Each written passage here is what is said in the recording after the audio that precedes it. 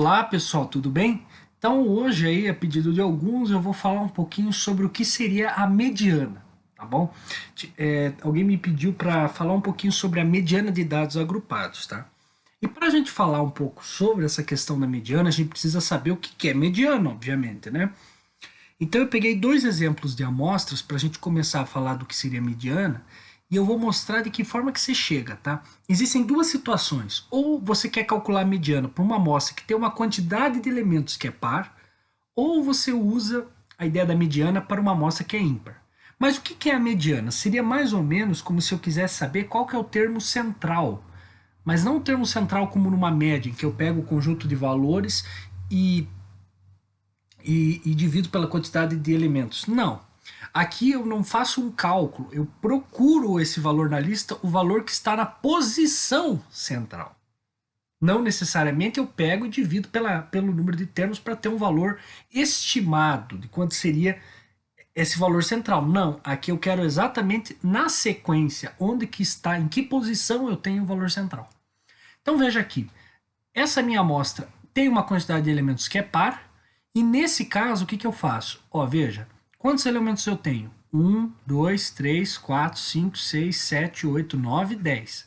Se eu tenho 10 elementos, eu divido isso aqui por 2, ó, eu vou ter que o termo central, teoricamente, seria o 5. Só que não, ó, porque ó, 1, 2, 3, 4, 5. Veja que aqui eu tenho outros 5 elementos desse lado. Então veja que o meu termo central, na verdade, é a média desses dois elementos aqui, ó. Tá? É a média desses dois, porque ó, corta um, isso aqui é o que geralmente a gente faz, corta em uma extremidade, corta o outro da outra extremidade, vai fazendo isso. Corta aqui, um para um. Então isso aqui é como se você fizesse a contagem dos elementos. Isso aqui é um pouquinho difícil de explicar, mas de forma genérica é a contagem dos elementos das extremidades. Você pareia os elementos da extremidade e vê aqueles que não se encontram. Ó. Corta esse com esse, pareia com esse. Aí vai sobrar dois elementos no centro, e aí para você achar quando a amostra é par, como é o caso, você tem que tirar a média. Ó. 3 mais 5 dividido por 2, que dá 8 dividido por 2, portanto 4. E nesse caso, a média aritmética dos termos com posição central é a minha mediana. Então, minha mediana aqui vale 4, tá bom? Né? Para essa amostra par aqui. Agora, quando a minha amostra é ímpar, eu vou ter uma quantidade, por exemplo, como é ímpar, ó, veja só que quando o meu valor é ímpar, o que eu vou ter? É 2n mais 1, né? Isso que é a definição de um número ímpar. Nesse caso, eu consigo ter n elementos de um lado, n elementos da outra extremidade e um termo central. Certo? E esse valor mais 1, que é o que indica para mim o termo central, que é o que eu quero descobrir. Então eu pego exatamente a posição central. Então eu pego, por exemplo, e faço isso aqui, ó. Tira um aqui, tira um aqui, ó. Tira um daqui, tira um daqui. Pareia esse com esse e esse com esse. Veja que o meu termo central aqui é 4. Portanto, a minha mediana que é 4, e eu não precisei fazer média aritmética, porque de fato tem termo central. Então, quando eu tenho uma amostra que é par, ó, então, se o número de elementos é par, eu preciso fazer a média dos elementos centrais. Tá bom? Então, você faz a média dos elementos centrais.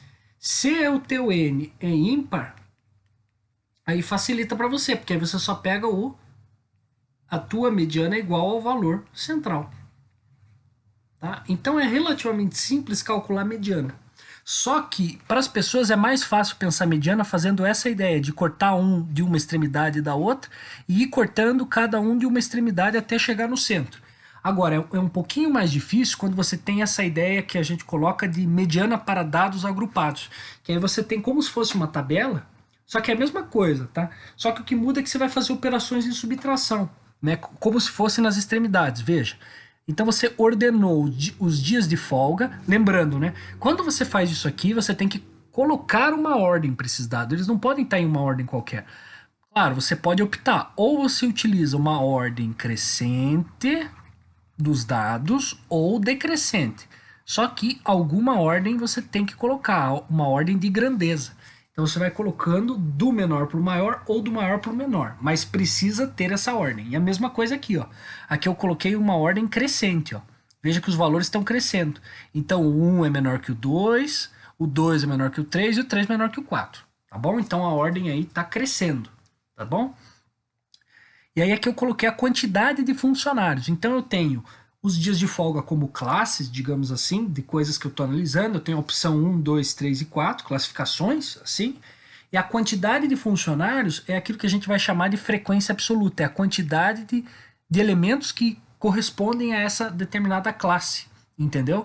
Então isso aqui, vamos supor que fosse 1, 2 e 3, e aí eu tivesse, para um dia de folga eu tivesse 2 pessoas, para 2 dias de folga eu tivesse 3, para 3 eu tivesse 4.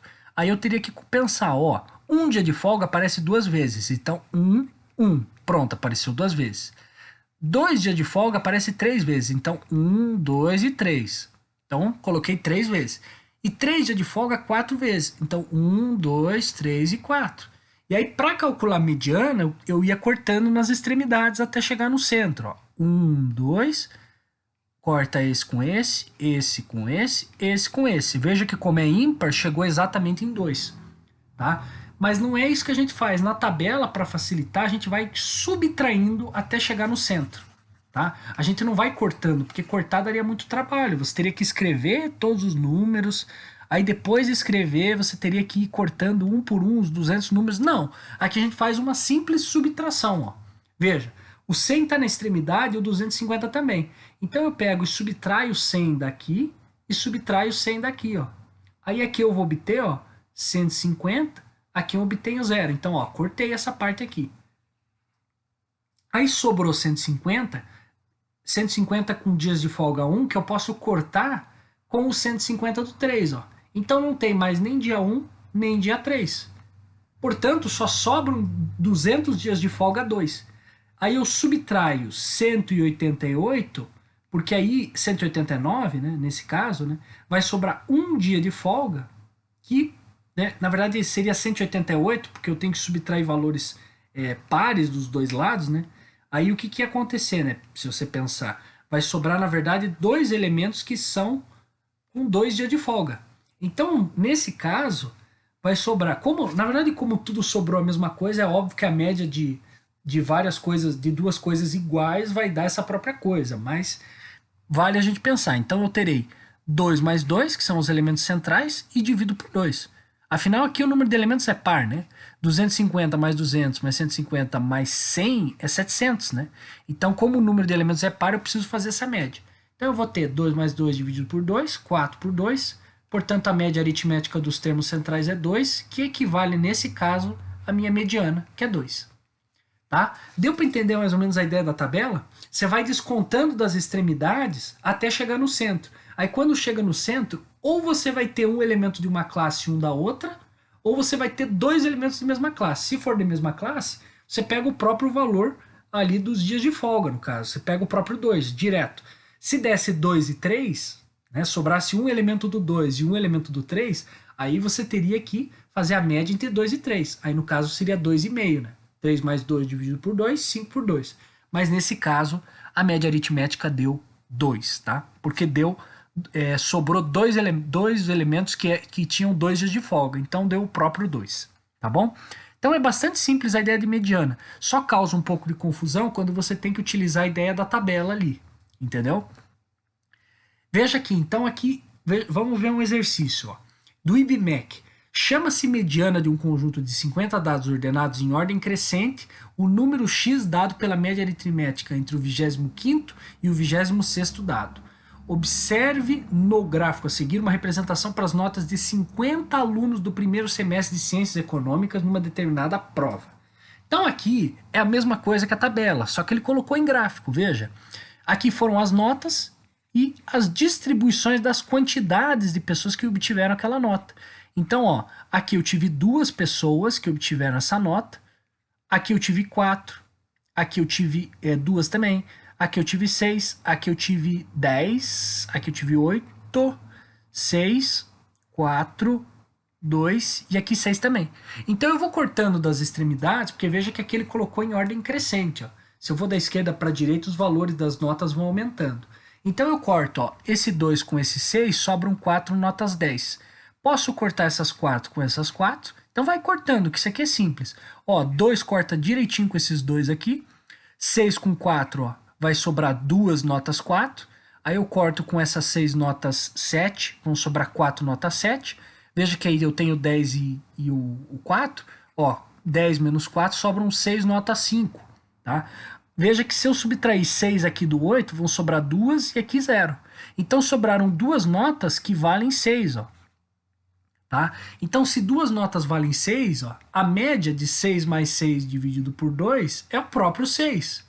Então, a média, a mediana, no caso, a média é igual à média aritmética dos termos centrais, que dá 6. Tá?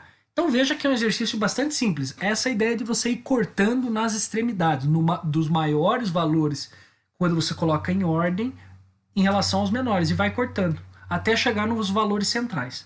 Se for par, como nesse caso era, tira a média dos termos centrais. Se for ímpar, pega o valor central. Tá? Então a resposta aqui é a letra alternativa D, né? Vamos para o próximo. Ó, esse aqui é um exercício bastante interessante. Ó. Ele mistura a ideia de função, tá, com mediana. Tá bom? Então vamos lá. Seja f uma função de naturais, tá, em que, dada por... Então eu tenho duas, é uma função aqui com duas sentenças, tá? Ela vale 2x menos 1 no intervalo de 1 e 5. Só que a gente desconsidera o 5. Porque, veja, eu não posso considerar o 5, porque está fechado, ó, e não está incluindo o que é igual ao 5. Então, vai de 1 até 4. Então, quando está no intervalo fechado de 1 até 4, eu uso esta formulação aqui, essa forma geral, digamos assim, essa lei de formação, melhor dizendo, né? E aqui ele está incluindo, ó, por causa do igual ao 5, incluindo 12. Então é fechado de 5 a 12 que eu aplico esta lei de formação aqui, tá bom? Então a gente vai aplicar para os valores que ele disse, ó, sabendo que a função f determina os números de vezes que o equipamento foi utilizado em cada um dos 12 meses do ano, ó, então o meu x está variando de 1 até 12. Então eu vou ter que aplicar esse x entre 1 e 12, né? Bastante simples a ideia, né? Então o que eu vou fazer? Eu simplesmente aplico para...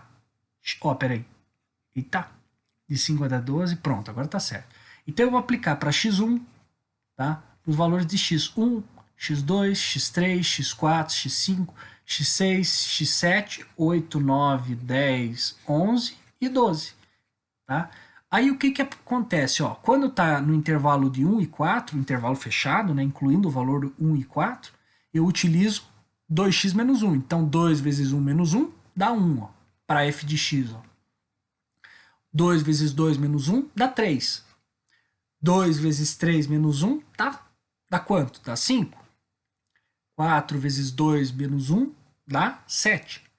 Tá? Aí a partir daqui muda a formulação, porque aí eu saio do 4. Ó. Aí eu começo no 5, começa a outra lei de formação. Aí será 12 menos 5. 12 menos 5 é 7. Ó, aí eu quero para x6, ó. Vai dar 6, 5. Assim sucessivamente, 4, 3, 2, 1 e 0. Porque aqui você vê que quando você vai pegando os números naturais para uma progressão, para uma função do primeiro grau, você tem exatamente uma PA. Veja que daqui para cá, ó, somei 2, ó. Também daqui para cá também somo 2 e daqui a mesma coisa, também somo 2. Aqui eu subtraio 1, tá? Então nos dois casos eu tenho uma PA. Deu para entender a ideia? Então eu consigo determinar os outros termos naturais ali na sequência bem facilmente, pegando essa ideia de PA, tá? Como os termos ali estão bem certinhos, 5, 6, ali na reta numérica, ali na reta dos naturais, eu consigo fazer essa ideia de PA, tá bom? Então veja que eu tenho aqui os valores das classes, que seria o x, e o f de x é como se fosse a minha frequência absoluta para cada um daqueles números. Aí o que eu faço? Eu faço exatamente aquela ideia de cortar, tá? Então a gente vai fazer o seguinte, nós vamos ordenar isso aqui, ó. Então vamos lá. Quantas vezes apareceu o f de x1? Não, melhor, o f de x0 aparece quantas vezes? Uma vez só. Nenhuma outra vez ele aparece, então uma vez. Tá? Quantas vezes aparece o f de x1? Tá? O f de x1, ó, uma, duas. Ele aparece duas vezes. Quantas vezes aparece o f de x2? O f de x2 aparece, ó, uma vez. Ó. Quantas vezes aparece o f de x3? Ó, duas. Ó. Uma, duas. O 5 aparece duas. Opa, esqueci o 4, né? O 4 aparece uma. O 6 aparece uma só. E o 7 aparece duas. Ó, uma, duas para o 7. Pronto, acabei. Terminei de listar a minha amostra e sequencialmente, veja que eu fiz de forma crescente. Ó. 0, 1, 2, 3, 4, 5, 6, 7 e assim. Né? Então são essa a minha amostra. E aí quantas vezes aparece cada um dos termos. Tá? Qual que é a frequência de cada um deles. Aí o que a gente faz? Vai cortando ali nas frequências. Ó. Corta uma com uma, vai sobrar um valor 7 aqui. Corta esse 1 com esse 2, vai sobrar um valor 1. Corta esse 1 com um elemento do 6, né? Aí vão ficar aqui, ó, eu posso cortar esse 2 aqui, um desse com esse, vai sobrar um desse com esse daqui, vai sobrar um. Então eu vou ter, vai sobrar um que é o 3 e um que é o 4. Então vai ter um elemento que é o 3 e um elemento que é o 4 lá no centro. Então, como o número de elementos é par, eu faço a média entre os elementos 3 e 4. Então eu vou ter 4 mais 3, 7, dividido por 2, que dá 3,5. Portanto, a resposta aqui para essa questão da FGV é exatamente a alternativa B, 3,5. Tá bom? Então, esse é o valor da minha mediana. E aqui eu tive que usar exatamente aquela ideia que a gente viu de que quando eu tenho um número de elementos, um número de termos que nessa minha amostra que é par, eu preciso pegar a média aritmética dos termos centrais. A gente teve que aplicar isso aqui. Tá bom? Então vamos para o último exercício, que esse aqui é um exercício um pouco mais conceitual, tá? Um conjunto de dados numéricos tem variância igual a zero, tá? O que é variância? Se vocês lembram, eu pego o que eu faço na variância? Eu pego cada um dos termos, x1, x2, x3, x4 e assim por diante, subtraio da média, tá?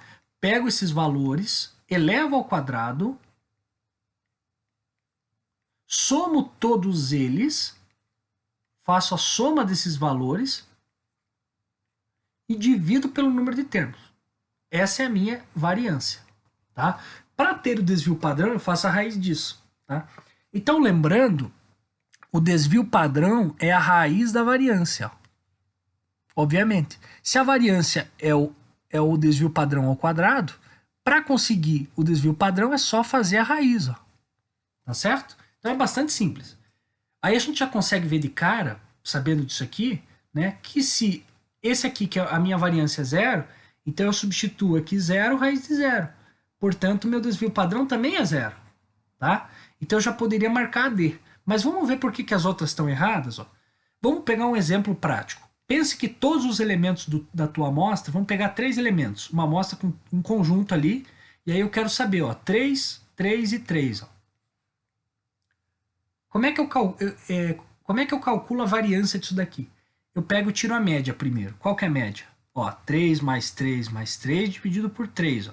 Isso aqui dá 3 vezes 3 dividido por 3, corta 3 com 3, portanto a média é 3. Tá? Isso aqui já estava na cara, mas eu calculei só para a gente não perder o hábito e saber como é que faz. Tá? Então calculei a média. Aí o que eu faço? Eu tiro essa média de cada um dos valores. Então eu tenho 1, 3, 1, 3 e 1, 3. Tiro a média, tiro a média, tiro a média. Aqui vai dar 0, aqui vai dar 0, aqui vai dar 0. Elevo cada um desses ao quadrado. Tá? Como tudo aqui é 0 ao quadrado, na hora de somar tudo isso vai dar 0. E divido pelo número de termos, que é 3, que dá o próprio 0. Então veja que essa é uma situação em que a variância é 0. Então a gente pode testar com ela. Veja, a média vale 0? Não. Nesse caso a média vale 3 e a variância dá 0. Então isso daí não é necessário, pode ser um valor qualquer. Não necessariamente a média tem que dar 0 para a variância dar 0. A mediana vale 0? Não, veja que o termo central aqui é 3. Ó. Ele não é 0. Então B está falso também. A moda vale 0? Não, a moda é quem aparece mais vezes. Ó, veja que aqui só aparece 3. Então não existe, quer dizer, aqui claro que existe, né? Que o 3 é quem está mais aparecendo. Né? Mas só existe esse termo. Então é 3. Ó. E por fim, todos os valores desse conjunto são iguais a 0? Não, a gente viu aqui que todos eles são 3. Então, se essa alternativa tivesse escrito todos os valores desse conjunto são iguais, mas não iguais a 0, poderia estar correto. Então, essas são as questões, eu agradeço pela atenção e fico à disposição se alguém tiver mais alguma dúvida aí para poder responder, tá bom? Então, muito obrigado.